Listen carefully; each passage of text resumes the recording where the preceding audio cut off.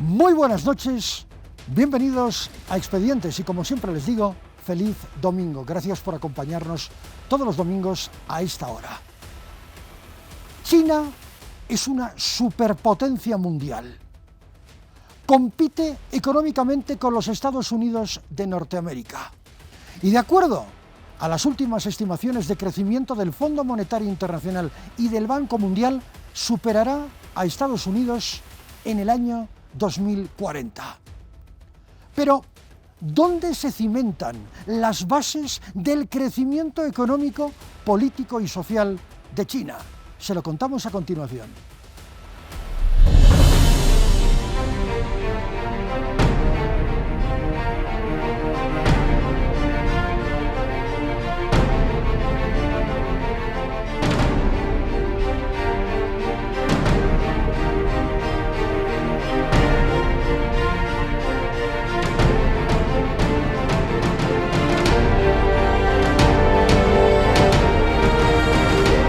Qué duda cabe que la sociedad global contempla desde el palco la era del llamado expansionismo chino, un fenómeno marcadamente económico con dos derivas muy claras, política y social, constatables en el marco de las relaciones internacionales, especialmente con los Estados Unidos. Así, Beijing y Washington se miran de reojo enfrascándose en una guerra comercial que repercute en el mercado mundial.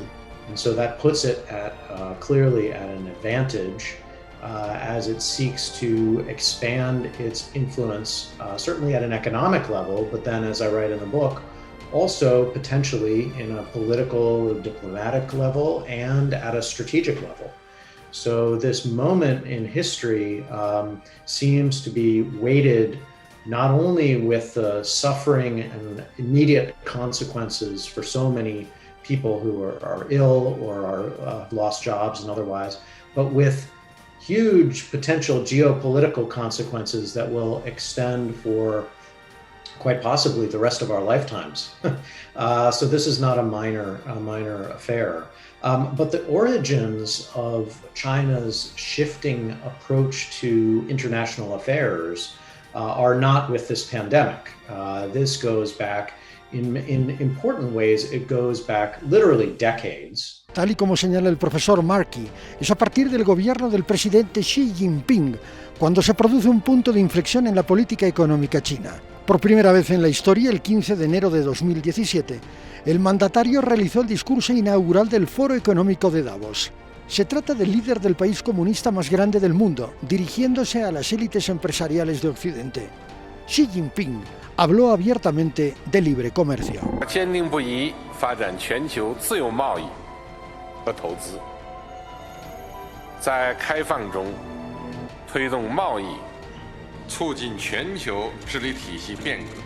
Considerado por algunos analistas políticos un líder de incuestionable carisma, en 2018 Jinping anunció que haría cambios en la Constitución china para convertirse en presidente vitalicio. Es una alianza entre un sistema dictatorial y Silicon Valley. En 2019, el presidente chino ocultó al máximo la crisis sanitaria en la ciudad de Wuhan, con 90 millones de habitantes, a partir de un brote del virus COVID-19. El mundo fue recibiendo noticias a cuentagotas, dosificadas por el gobierno de Beijing. En tanto, reprimía duramente los pedidos de democracia en Hong Kong, sofocaba el clamor independentista de la etnia uigur y subía la tensión con Taiwán. Es interesante como nunca antes en la historia, China ha sido tan poderosa. Ha alterado el equilibrio global gracias a una economía abiertamente liberal. Controla el mercado a partir de la explotación de recursos naturales. Un presupuesto millonario destinado a defensa y el desarrollo de tecnología espacial. Asimismo, ejerce una influencia cultural tan potente que ha cambiado ciertos patrones en países en vías de desarrollo. Todo esto a través de un aparato de propaganda masivo, de alta penetración por los medios de comunicación tradicionales y virtuales. No es extraño, por lo tanto, que Xi haya convertido la pandemia en una victoria política. Xi Jinping se muestra triunfal. 我们书写了抗疫史诗。 中国迄今已向150多个国家提供抗疫援助，积极支持并参与疫苗国际合作。中国将继续同各国分享疫情防控有益经验，我国在世界主要经济体中率先实现正增长。Yo creo que la emergencia de China data de mucho tiempo atrás, porque es un proceso acumulativo de por lo menos unas 3 o 4 décadas, ¿sí? Porque tenemos que entender que ha transitado de manera muy ordenada, muy planificada China, de ser un proveedor mundial de mano de obra barata, ¿sí? De ser un proveedor de productos baratos, ¿sí? Hacer después, en un siguiente momento, un espacio de locación de grandes empresas multinacionales y un proveedor de primer orden a nivel global, para finalmente entrar en este momento, que es un momento diferente, es un momento de independencia, es un momento de autonomización, no solamente de la economía y de la industria y la tecnología chinas, sino ya la emergencia de una China que tiene capacidades militares, tiene capacidades diplomáticas y capacidades de relacionamiento a todo nivel, bueno, en todo el globo, ¿no? Entonces, son por lo menos 30 años, si mal no me equivoco, desde la época de Deng Xiaoping o incluso antes, que se va generando un proceso de acumulación que ineludiblemente apuntaba a lo que se está viendo hoy, ¿no? A la generación de un nuevo polo a nivel global.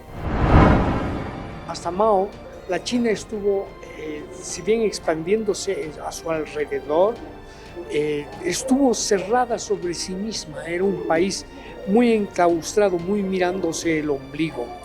Y sin embargo, y después de la muerte de Mao, cuando el Partido Comunista Chino en su política de reformas decide crear esta franja donde el capitalismo salvaje se va a instalar con una fuerza impresionante, es cuando China sale a la palestra, porque necesita pues ir más allá de sus fronteras, necesita materias primas, necesita apoyo político, necesita expandir su línea comercial, en fin, lo que toda potencia emergente necesita. Tampoco es que vamos a descubrir que China ha hecho una cosa muy distinta.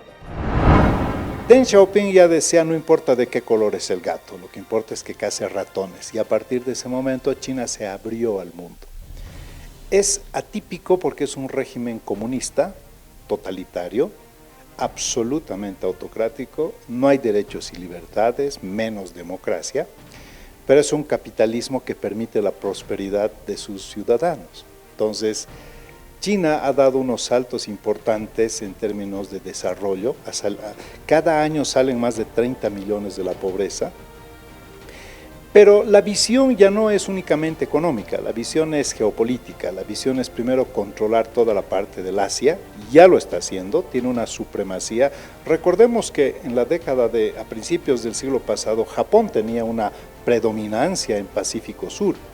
Hoy China eso ya prácticamente lo tiene controlado y se ha expandido con un ambicioso proyecto que es la nueva Ruta de la Seda, que pretende conectarse con Europa. En términos militares, ha empezado una carrera, yo creo que muy potente, y ellos hacen mucho el benchmarking, es decir, han tenido la habilidad de buscar tecnología, copiar tecnología, mejorar tecnología, abaratar tecnología, y hoy por hoy China ya no es ese cuento de que piensan que todo lo chino es de mala calidad, de secundario, es copia. No, hoy por hoy tienen tecnología propia. Xi Jinping quiere demostrar que China ha ascendido al rango de superpotencia y que el modelo chino, el sistema chino, puede competir con Occidente o incluso reemplazarlo. El objetivo de China es claro, y el de Xi Jinping aún más. La crisis del coronavirus se usa para demostrar el poder del modelo chino y que este modelo es capaz de proteger a la población sin dañar la economía. Esta demostración de poderío se tradujo en hospitales de emergencia construidos de la nada y en tiempo récord, medidas muy severas de confinamiento y cuarentena, y pruebas masivas en la población. Eso es lo que se sabe. En cambio, se ignora el número total de fallecidos durante la pandemia y también se desconoce el origen del virus, sobre el que se ha tejido un millar de conjeturas. Tampoco se dice nada sobre los periodistas y civiles que denunciaron la represión sistemática destinada a mantener la censura informativa. La mayoría de ellos han sido represaliados, detenidos, encarcelados o desaparecidos.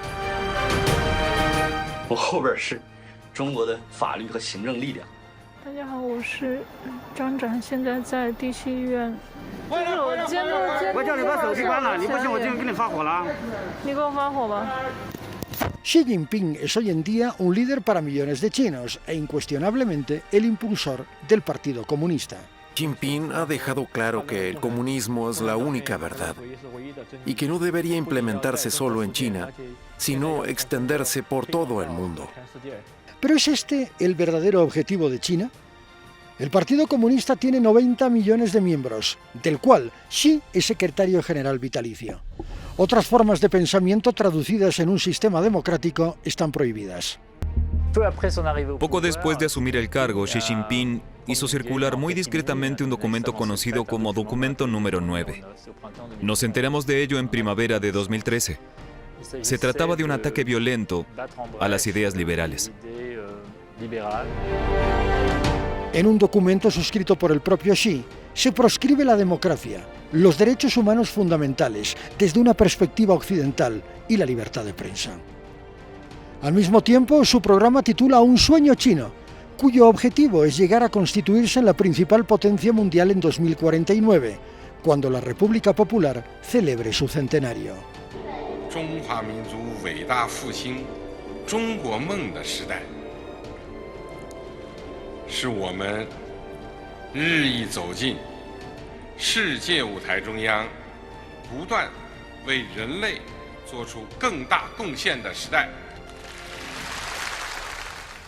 Un discurso nacionalista siempre estará cargado de elementos populistas fácilmente seductores para un país de dimensiones continentales con 1.400 millones de habitantes.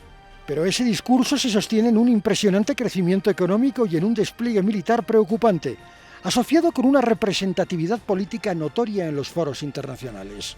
Qué duda cabe que China ejerce una gran influencia en sus vecinos asiáticos, en África y en América Latina. El enfoque está en su capacidad para construir grandes obras de infraestructura, adjudicándose licitaciones en todos los países en vías de desarrollo. Estamos, por lo tanto, ante un titán cuyo crecimiento no parece tener límite.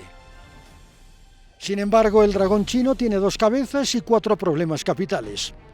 Una de las cabezas quiere modernizar el país por medio del plan quinquenal aprobado por el Partido Comunista.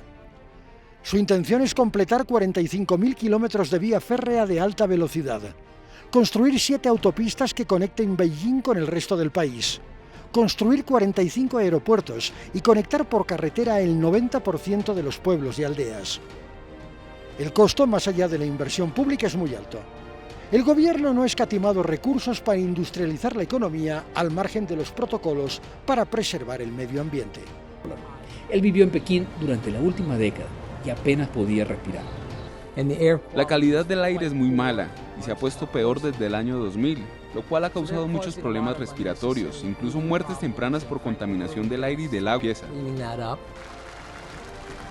Otra de las cabezas del dragón chino tiene que ver con las cifras económicas expresadas en acuerdos de libre comercio con países de América Latina y África, la compra del 8% de la deuda pública de Estados Unidos y la evidencia como primera potencia exportadora del mundo. Es muy improbable que China pueda mantener una tasa de crecimiento de 10%. Casi nunca vemos eso en un país de ingresos medios. Cuando se tiene éxito es más difícil mantener esa tasa de crecimiento. También enfrentan problemas como una fuerza laboral en declive, una población que envejece y una contaminación ambiental que hay que atender. Eso disminuirá la tasa de crecimiento. Además, China ha basado su economía en las exportaciones. Actualmente China es el exportador más grande del mundo. Entonces muchas de las ventajas que China tiene actualmente en 10 o 20 años pueden dejar de existir. La desigualdad es otra cabeza del dragón. La renta per cápita es de $6.807 por cada ciudadano. Asimismo, existen zonas rurales abandonadas con pobre rendimiento económico que contrastan con las ciudades modernas donde prima la tecnología. La empresa tecnológica Alibaba superó la cotización de Facebook, tomando en cuenta que China es el país con más usuarios de Internet del mundo, dando una imagen de libertad que contrasta con el régimen dictatorial. Esto enfurece a la gente cuando ven a funcionarios del gobierno cuyos salarios son supuestamente modestos, pero que a través de la corrupción están construyendo enormes fortunas de cientos de millones de dólares o de miles de millones de dólares, en los peores casos. En cuanto a su potencial militar, China tiene el mayor ejército del mundo con 2 millones de soldados. Estados Unidos tiene 1 millón y Rusia 800.000. El presupuesto de defensa chino se destina a pagar salarios y sofocar cualquier brote de apertura democrática o independentista, como sucede en el Tíbet.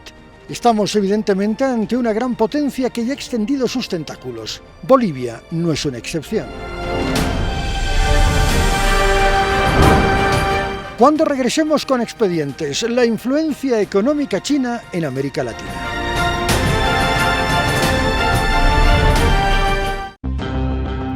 La influencia económica y política y también, por supuesto, social de China es muy importante, es gravitante en todas partes del mundo. Ahora, ¿qué sucede con Bolivia? ¿Qué sucede con nuestro país? Se habla mucho de una sintonía política que evidentemente existe. Y existe también, por supuesto, interés de Beijing, de China, en los recursos naturales bolivianos. Pero en este segmento vamos a analizar la influencia china en Bolivia. Veremos la parte económica, pero también recordaremos un caso bastante bullado, el de los misiles chinos.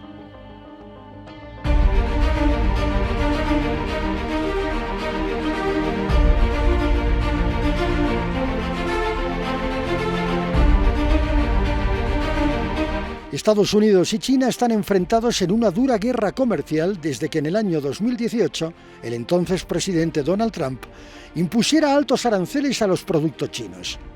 La idea es simple: hacer de esos productos importados más costosos y reducir su compra. Los aranceles hoy en día ascienden a 250.000 millones de dólares. Destacan materias primas como el aluminio, electrodomésticos, ropa y algunos alimentos. Al mismo tiempo, Estados Unidos considera que de ese modo protege su industria, genera empleo y activa su motor económico.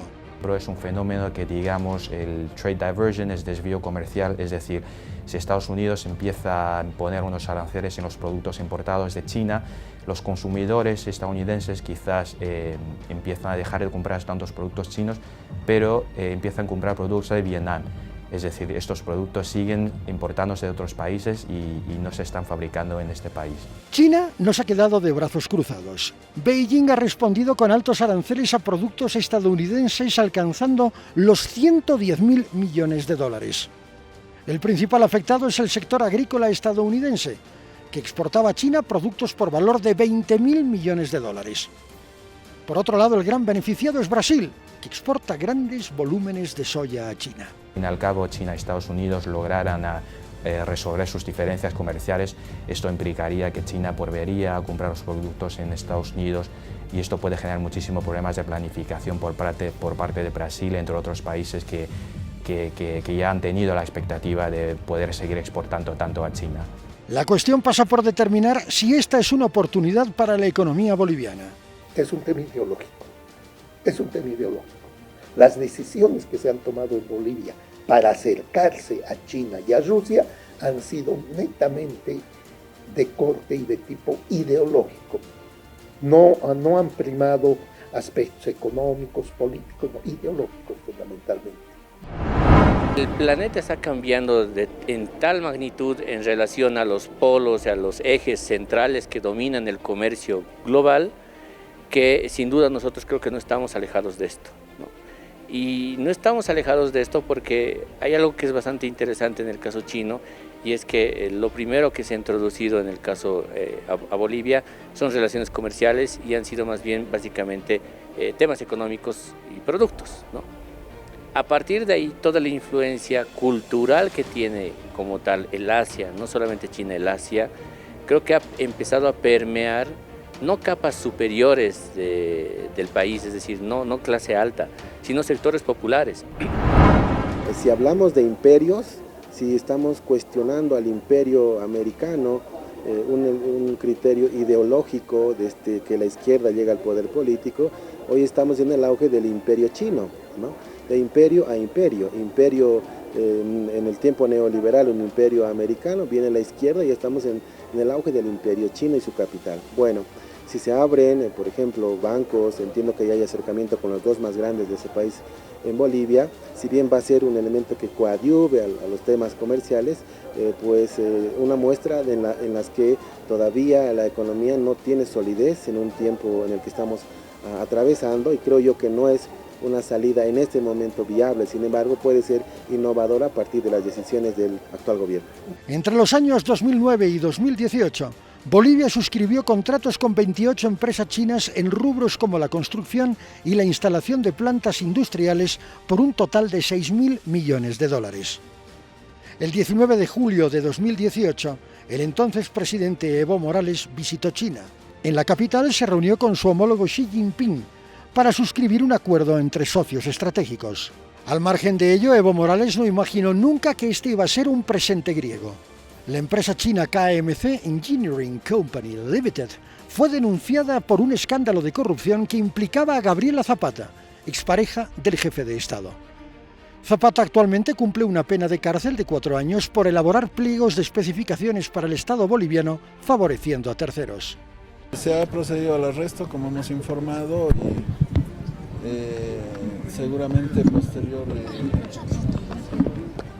disposición de la Fiscalía para que preste las declaraciones correspondientes en el marco de las denuncias que han sido de público conocimiento por presunto tráfico de influencias, enriquecimiento ilícito, en fin, que ya corresponde que los fiscales establezcan si hay elementos probatorios o no.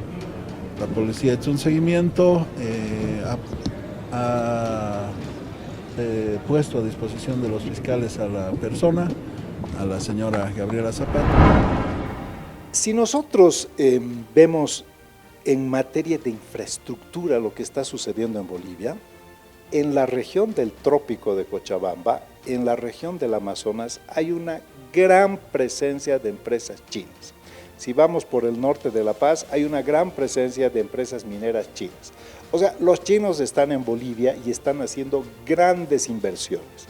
CAMSE era una de las empresas que lógicamente salió a la luz y tomó un perfil alto por el hecho de que fue un escándalo con la señora Zapata.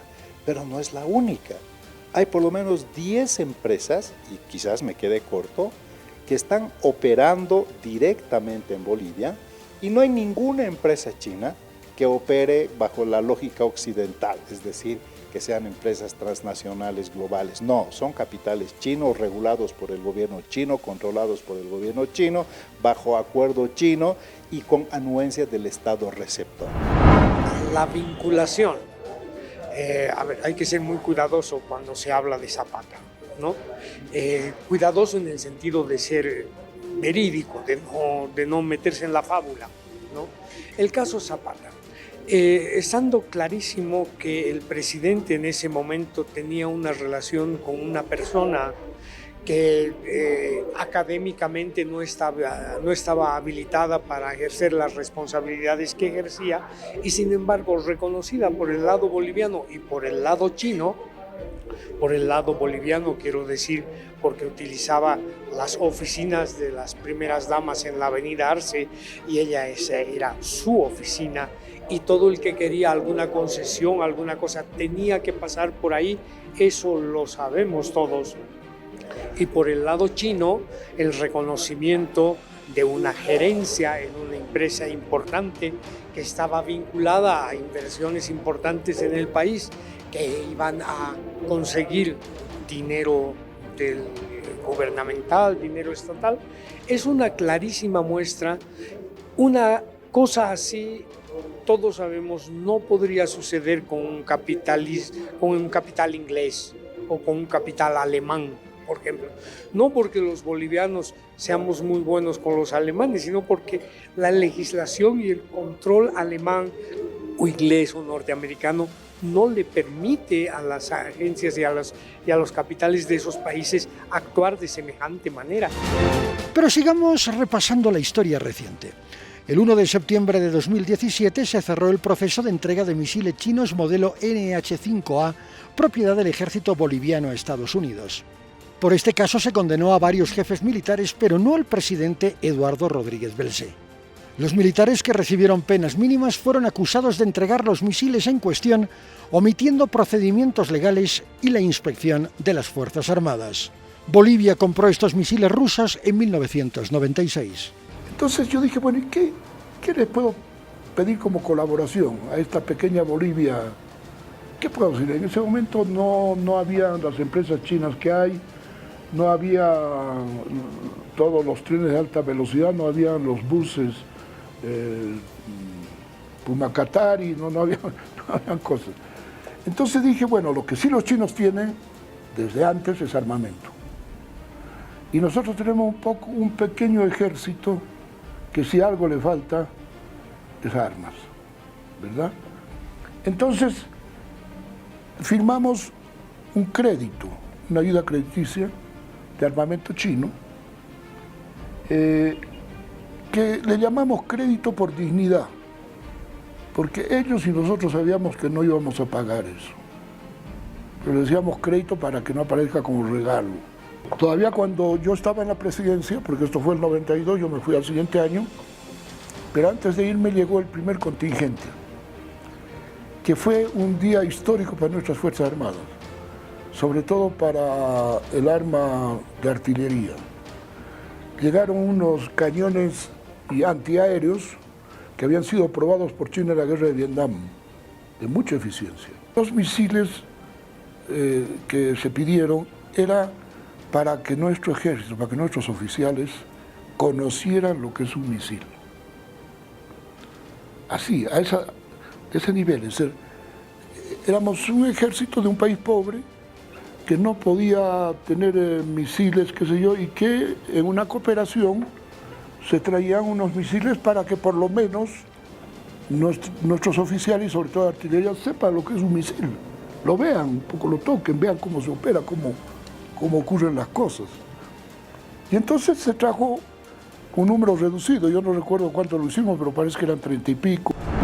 Que han hecho los cursos que realizaron de estos misiles en la unidad, la única unidad que está en Viacha, nunca concluyeron con un disparo de un misil de guerra para poder ver si era efectivo o no. Podemos hablarlo de memoria, decir de diferente forma, de que eran buenos, eran regulares, no. Estos misiles eran de la primera generación donde se utilizaron en la guerra de Vietnam. Entonces, por lo tanto, hasta la actualidad ya estaban totalmente caducos. Estos misiles han llegado en excelente estado nuevos y la prueba de qué se trata para que la gente lo pueda entender. No se han hecho una, se han hecho dos pruebas, las dos han salido mal, pero hay una explicación, no es que los misiles estaban en mal estado. Sencillamente estos misiles, cualquiera sea el modelo norteamericano, ruso, chino, francés, etcétera, etcétera, tienen entre varias características la de que cuando usted lo dispara, el misil apuntando al cielo o donde va a haber una nave, lo primero que hace el misil es buscar la franja de calor que expulsa el avión. Por eso tiene esos chips, esa programación de poder, ese sistema electrónico de búsqueda de la franja de calor.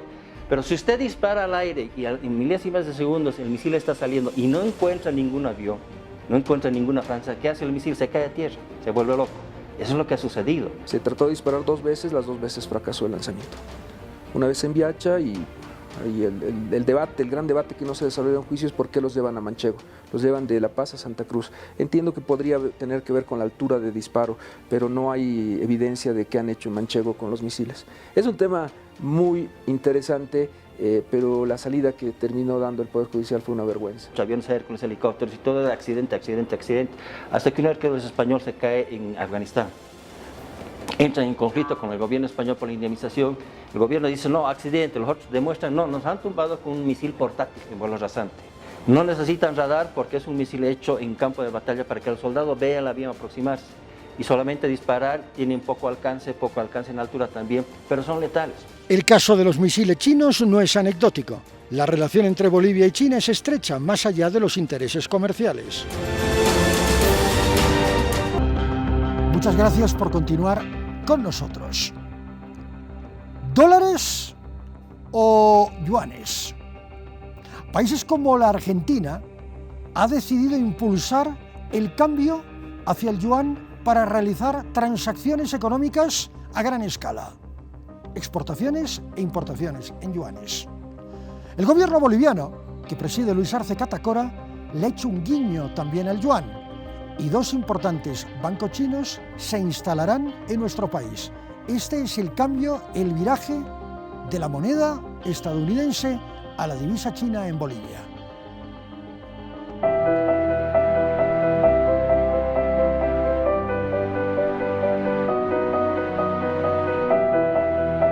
Argentina y Bolivia han decidido apostar por el yuan, la moneda china. Desde el mes de marzo a la fecha tenemos un total de salidas en millones de yuanes de 278.8 millones, ¿no? Y tenemos esa cantidad de operaciones, ingresos y salidas de comercio exterior. Esto obviamente no significa que ya hemos reemplazado el uso de la divisa del dólar, pero todo tiene su inicio, pues. En contexto internacional adverso, como lo hemos indicado, que hace más compleja la situación, pero quiero que estén seguros que así como hemos salido victoriosos de momentos muy difíciles, lo volveremos a hacer. Bolivia, como algunos países de la región, enfrenta problemas de liquidez del dólar estadounidense, que en nuestro caso, producto de la aprobación de la ley del oro y de otras medidas que estamos asumiendo, los iremos superando paulatinamente. Varios países, entre ellos Argentina, Brasil, países árabes y otros, ya están acordando con China, principal proveedor de manufacturas en el mundo, transar en yuanes chinos antes que en dólares estadounidenses, lo que es un reconocimiento objetivo de los cambios geopolíticos que estamos experimentando y del nuevo polo que se está levantando en el mundo. El presidente de Bolivia, en un cónclave reciente del Mercosur, instó a que se utilice más el yuan para ir reemplazando paulatinamente al dólar. Pero más allá de una afinidad ideológica con la China y con su moneda, hoy día hay una necesidad imperiosa que impulsa a Bolivia a utilizar el yuan. Y de hecho, el ministro de Economía y Finanzas Públicas acaba de informar que el Banco Estatal ya está propiciando las transacciones internacionales con yuanes, principalmente para el comercio con la China, que hoy por hoy es el primer abastecedor de productos al país. En la gestión 2022 compramos más de 4.000 productos chinos, pagando más de 2.500 millones de dólares por tal efecto. ¿Cuál es el riesgo de no hacerlo? Mínimo en relación a no hacerlo.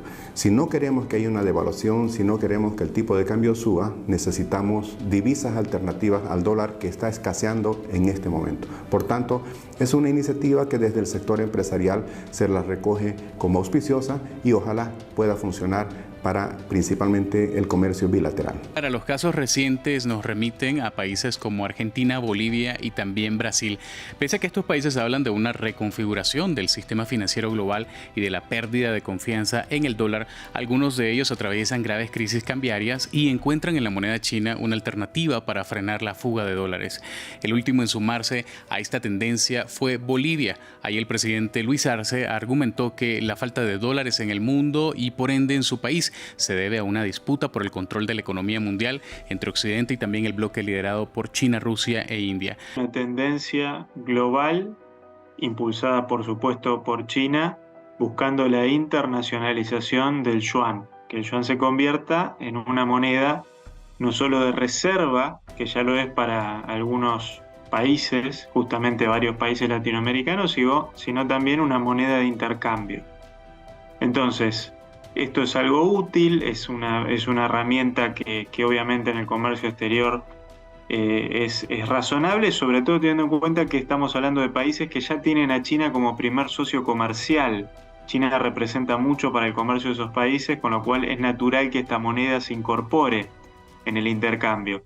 2 importantes bancos chinos van a ingresar al país. Se está invitando a los bolivianos a ahorrar en yuanes, a hacer operaciones comerciales en yuanes, cuando se habla sobre todo de exportadores.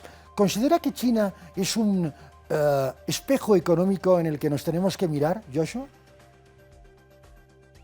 Mira, Ramón, en realidad el problema con China es que las importaciones son muy altas y las exportaciones de Bolivia hacia China son muy bajas. estamos hablando de una diferencia de por lo menos 1.400 millones de dólares. ¿Qué quiere decir esto?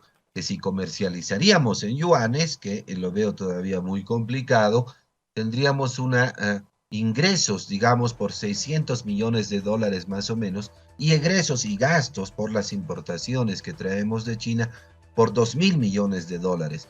Entonces, obviamente no tendríamos cómo conseguir esos yuanes. Ese es el gran problema. Se supone que una balanza comercial con un país debería estar más o menos equilibrada.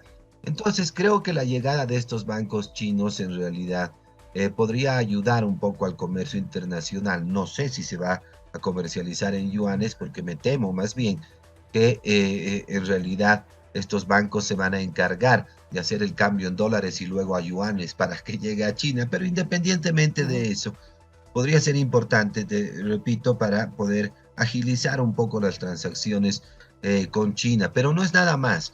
Los yuanes no tienen la potencia ni la expansión global todavía a nivel de circulación global. Segundo, el yuan que comercia el mundo es electrónico, o sea, no es una moneda física. Los bancos no tienen yuanes. Y tercero, China comercia preferentemente en dólares más que en yuanes, porque esa es la forma que tiene con sus socios, que son Europa y su más grande socio, Norteamérica. Creo que es un debate todavía más propagandístico, que da la impresión que el nuevo orden mundial está tratando de desplazar el dólar con el yuan. Creo que eso todavía no está por suceder. Hay acuerdos bilaterales de China, probablemente esa sea la fórmula, pero cuando ya entras a los circuitos comerciales globales, la moneda que circula básicamente es el dólar y después el euro. Creo que es una señal no solamente para Bolivia, es una señal evidentemente para el mundo. ¿Sí? O sea, estamos en un escenario que está en pleno proceso de reconfiguración. Siempre hemos tenido a nivel global periodos de la historia en los cuales había alguna moneda preponderante. ¿Sí? O sea, en su momento fueron los francos, en su momento después fueron los dólares. Si nos vamos muchísimo más atrás, podíamos encontrar la moneda de la corona española, las libras esterlinas, hasta muy entrado el siglo XX, ¿sí? hasta 1952. O sea, los que tienen algo de memoria dicen, pero Víctor Paz Estenssoro se robó las libras esterlinas. ¿Qué hacían las libras esterlinas acá en Bolivia? Bueno, hay que recordar que eran las monedas fuertes en cada momento de la historia. Y hoy estamos entrando en un proceso en el que se reconfigura no solamente el tema monetario, sino también los sistemas financieros, los sistemas bancarios, de transacciones y ante todo la normativa sobre la cual tiene que operar todo eso. Que Bolivia gire hacia los yuanes no debería solamente no asustarnos, sino deberíamos alegrarnos, porque eso no significa la desaparición del dólar, significa que nos estamos abriendo a una nueva realidad. Pero, ¿podrá el yuan reemplazar al dólar? ¿Perderá el dólar su hegemonía global? No me parece que haya de forma explícita un beneficio para los países de la región de adoptar, por ejemplo, voy a dar un ejemplo absurdo, adoptar el peso argentino. Yo exporto, por ejemplo, soy Brasil, exporto petróleo, recibo en pesos argentinos y me demoro un mes en gastar ese dinero de exportación para comprar insumos que yo necesito para la producción. Ese mes me va a haber diezmado, digamos, o liquidado el poder adquisitivo de esos pesos argentinos. Entonces probablemente es un muy mal negocio para todos. After World War II, the U.S. was far and away the largest economy in the world. Only the United States had deep and liquid financial markets open to the rest of the world. Virtually every other country, including in Europe, had capital controls of various sorts, making it hard to acquire and use their currencies for cross-border transactions. The U.S. was the largest exporter and importer in the world, so the dollar became dominant for good reasons. And once it became dominant, it stayed dominant right down to the present day. Ciertamente el dólar es la divisa dominante en el 88% de las transacciones comerciales en el mundo.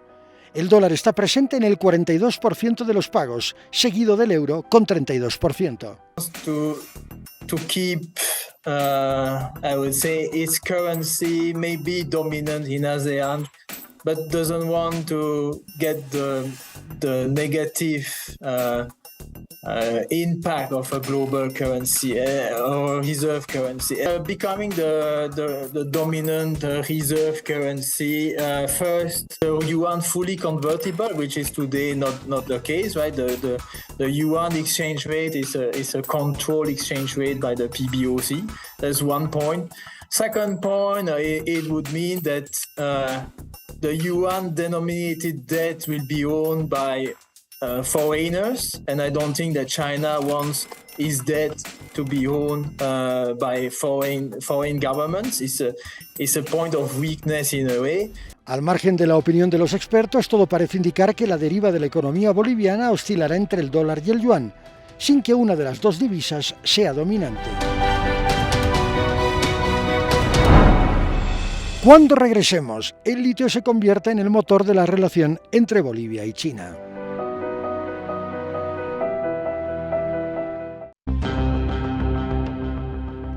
A China le interesa los países en vías de desarrollo, muchísimo.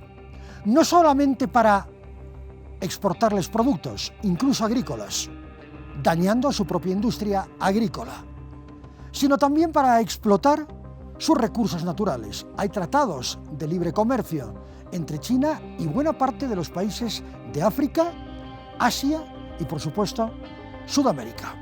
En este sentido, a China le interesa el litio boliviano y, de hecho, lo va a explotar.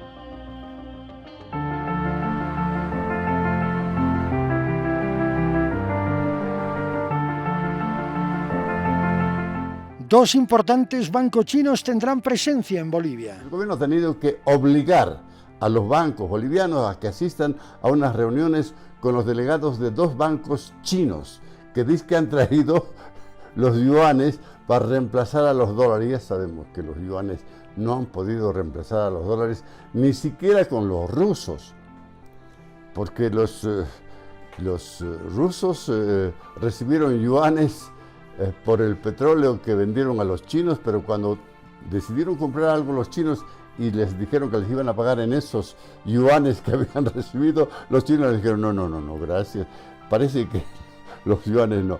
Y siglo XXI en esta primera página y en la cuarta menciona cómo es que los osos panda han entrado a la guerra fría entre Estados Unidos y la China, porque la China está resentida con Estados Unidos y dice que le va a pedir que le devuelva todos los osos panda que están prestados a los zoológicos de Estados Unidos. Este desembarco chino no es casualidad. China está interesada en la explotación del litio boliviano. El anuncio es de hace unas horas y viene en línea con lo que el gobierno de Bolivia está intentando hacer, que es abrirse, porque no hay que olvidar que Bolivia viene desde el 2014 trabajando exclusivamente con la empresa estatal. Y esto a Bolivia la tenía bastante lejos, no estaba ni siquiera en el top 10 de los productores de litio en el mundo, y con esta asociación, con estas dos empresas de China y de Rusia, que de hecho hay que decir que ya hay un acuerdo anterior con otra empresa china que ha sido novedoso en enero, después de una licitación donde se presentaron 7 empresas de distintos países del mundo, van a empezar a implementar una técnica de extracción directa de litio, que es una técnica de avanzada en relación al resto de los países de la región, y que promete, habrá que ver si esto se cumple, una producción de 50.000 toneladas de litio por año. Esto ubicaría a Bolivia arriba de Argentina y de Chile, ¿no? Que tienen en sus últimos números Chile con 39.000 toneladas en 2022 y China con 19.000, ¿no? Es probable que el litio sea una cuestión que nos dé una cierta ventaja comparativa y competitiva con otros estados, porque suscita interés de China. Es decir, China pone el ojo donde hay un interés y el litio, por supuesto, que forma parte de su interés. Por tanto, eso podría fortalecer quizás los vínculos en términos comerciales, pero con elevadas condiciones. Yo no creo que haya que hacer negocios con un solo socio. Yo creo que lo más prudente es diversificar la cartera de socios de manera que uno no se genere una dependencia. Yo creo que China tiene una política hacia el litio en el mundo y es una política de preservación, acceso y cuidado de algunas fuentes a las que pueden acceder. Y teniendo en cuenta que gran parte del litio, aparte de Australia, que es muy importante, está en América del Sur, y que América del Sur es un sitio en el mundo que geopolíticamente está vinculado y muy reservado a la influencia norteamericana, los chinos sí tienen un interés en Bolivia porque es el único país que hasta ahora, podría ser la Argentina también, pero Bolivia es como más frágil, como más accesible, como más tienen un interés sin lugar a dudas, porque el litio las próximas décadas, el próximo siglo, suba o baje, sea más importante o no, va a ser un elemento estratégico para la conservación de la energía en el mundo. Es ineludible considerar a China como un actor fundamental. Un actor fundamental en el mundo del litio, en el mundo de la transición energética, en el mundo de las baterías de litio, en el mundo de los automóviles eléctricos, porque la empresa, por ejemplo, que ha llegado acá, KTL, es la empresa fabricante de baterías más grande del mundo. ¿Sí? Entonces no es un socio menor al que nos estamos acercando, por un lado. Y eso nos abre diferentes posibilidades. Hay riesgos, sin duda alguna, pero creo que esos riesgos se están tratando de minimizar con la apertura no solamente a empresas chinas, sino también a empresas rusas. ¿Sí? Eso, por si acaso, no significa, creo yo, que se esté dejando de lado otro tipo de opciones, porque recordemos que antes de dar ese giro tan grande hacia empresas chinas y rusas, se tenía un contrato firmado con un referente tecnológico del otro bloque, del bloque occidental, que es Alemania. ¿Sí? Entonces, lo que estamos viendo es que por detrás de las decisiones financieras, tecnológicas e industriales que nos acercan a China, también existen visiones necesariamente geopolíticas. ¿Sí? Entonces, estamos en un proceso de alineamiento con cierto tipo de países, cierto tipo de economías, pero también con cierto tipo de lógica, porque no hemos roto ni romperemos relaciones creo yo, con ningún país del occidente, con ningún país occidental. También entre las dos empresas tenemos un convenio con cada una de ellas para totalizar otros 1.400 millones de dólares aproximadamente. El gobierno ha firmado o suscrito contratos con empresas chinas para la explotación de litio. ¿Qué opinión le merece esto? Lastimosamente, mira, Ramón, ha sido un discurso bastante camuflado. Supuestamente son firmas de acuerdos de intenciones o compromisos con estas empresas, pero también tenemos entendido de que ya existe la posibilidad o la intención de quererlo estos llevar a la Asamblea Legislativa Plurinacional para su correspondiente aprobación y así sucesivamente entrar en ese proyecto de explotación masiva. Si los potosinos no tenemos la ley, si los bolivianos no tenemos la ley del litio, entonces tranquilamente cualquier arbitraje internacional, cuando queramos pedir mayores regalías o participación en la industrialización, nos van a ganar. Es por eso la preocupación del pueblo potosino y la irresponsabilidad de que no cumplir con la región para darle el sitial que corresponde a Potosí, va a hacer de que otra vez tengamos que salir movilizados, porque no vamos a permitir que, como lo hicieron con el estaño, la plata y demás, saquen todo de Potosí y no se quieren nada para la inversión. Es absolutamente una falta de respeto y una falta de respeto a la historia de Bolivia y de Potosí, esta negligencia, Ramón. Cuando un gobierno hace una apuesta tan decidida por un aliado estratégico, corre el riesgo de perder perspectiva a la hora de hacer negocios. Como no tenemos la capacidad de leer el futuro, solo queda esperar acontecimientos, o más bien, un capítulo de este cuento chino.